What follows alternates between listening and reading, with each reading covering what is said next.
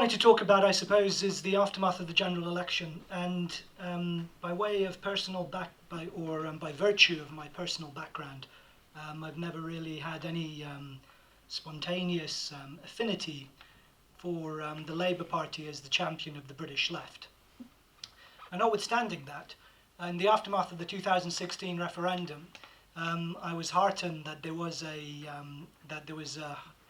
long-standing, committed Eurosceptic in the Bennite tradition at the leadership of the Labour Party, and as partly in response to that, and also partly in response to the tremendous opportunity that I think Brexit represented, together with other people, I was happy to help set up the full Brexit network, in order to, with a very explicit intention, to arm the British left, including the Labour Party, with the theories, ideas, arguments, data, evidence, concepts that could help the British left to take the opportunity represented and embodied in Brexit.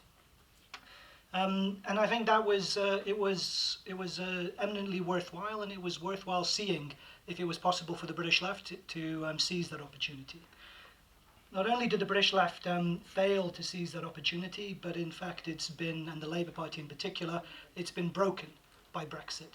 And in the process of being broken by Brexit, it's also lost its historic heartlands. And what I think the situation now we have is that the working class voters of this country, particularly the working class voters of the northern constituencies of the Midlands, are shoveling on the soil onto the coffin of the Labour Party, while the British left is engaged in the unseemly task of trying to rescue the corpse from under the workers' shovels. And that, I think, is it's not only is it undignified, but a complete and terrible mistake.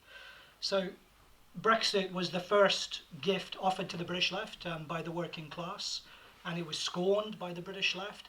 The second gift is the rejection of the Labour Party. And the question now is whether the British left will scorn that opportunity too. It looks like they will. One of the longest-standing debates on the British left, stretching back at least 100 years to 1920, 1919, if not even earlier, is the question as to how far the Labour Party can be used as a vehicle for working class emancipation, as a vehicle for socialism, as a vehicle for revolution. It seems to me that now that debate has been decisively settled. It can't.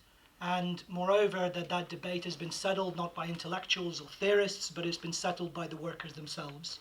And that we should take that decisive judgment and accept it as the basic premise of politics for the future.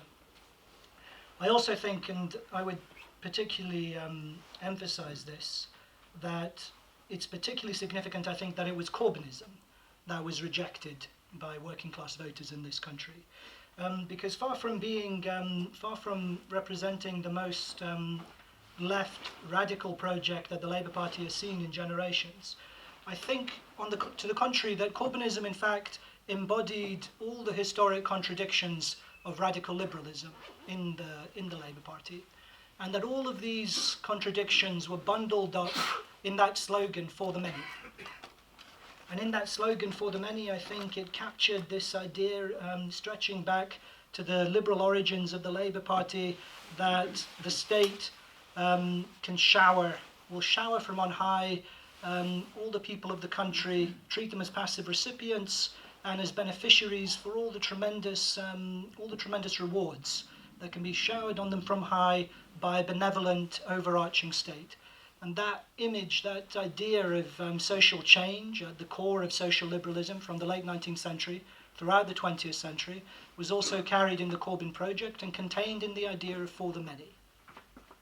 So, and I think it's striking how fulsome that vision was in the most recent general election and in the what was offered in the Labour Party manifesto.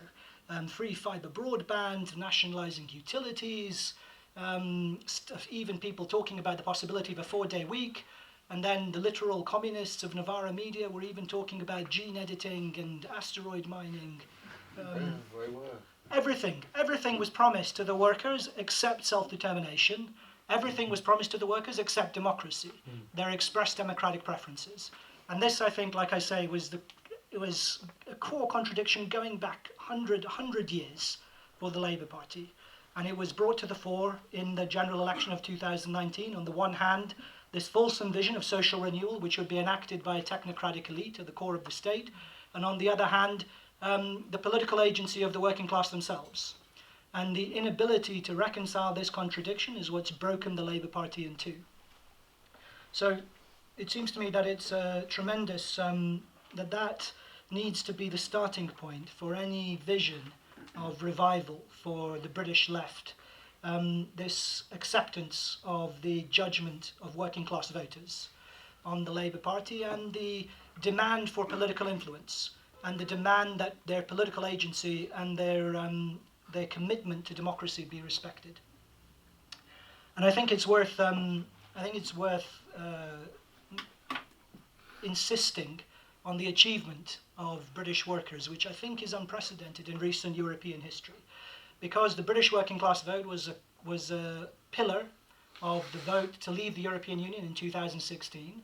And since then, their commitment to enacting the vote, their skepticism of attempts to overturn it or undermine it, has disciplined the ruling class in this country to abide by the democratic vote of 2016. So something which has not been, whereas other Euro referendums in neighbouring countries have been systematically outflanked or overturned, or they've been forced to vote again, most notably in Ireland, but also with the way in which the vote was ignored in France and the Netherlands back in 2005. So that's a tremendous achievement, it seems to me, by British working class voters in this country, that they forced their ruling class to abide by the outcome of a democratic referendum precisely when it was overturned or ignored in other countries.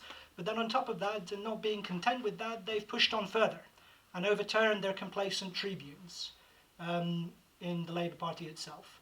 And the one-party statelets that have dominated the North and the Midlands have now been overturned, and that seems to me something which is good for the voters of the North, the North and the Midlands, to show their political independence to the rest of the country, and as a lesson, the political lesson of showing their political independence to the rest of the country, and also a decisive rejection of the social liberalism embodied in the Labour Party. And this seems to me that it's that if this what working class voters have shown in the 2019 general election is a demand for greater control over politics, greater control over the economy, and greater control over their lives.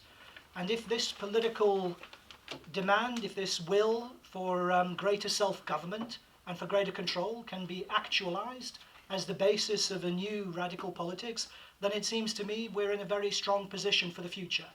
And it gives a basis for an optimistic